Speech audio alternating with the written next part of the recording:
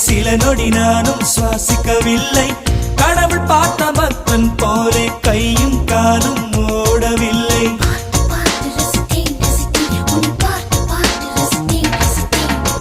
தேவதையும் பேருந்தில் வருமா, கனவா நனவா தோன்றவும் இல்லை. நல்ல வேளை சிறகுகள் இல்லை, நானும் அதனால் நம்பவில்லை. நெற்றி என்ற மேடையிலே ஒற்றை முடியை ஆடவிட்டார்.